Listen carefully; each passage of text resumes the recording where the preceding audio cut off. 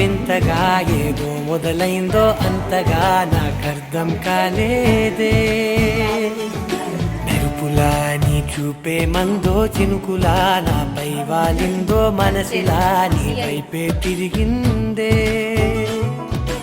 ఇంకో ఆశ రెండో ధ్యాస లేకుండా చేసావు, మాటల్లేని మంత్రం వేసి మాయలోకి తోసావు. నా కోసం మారావా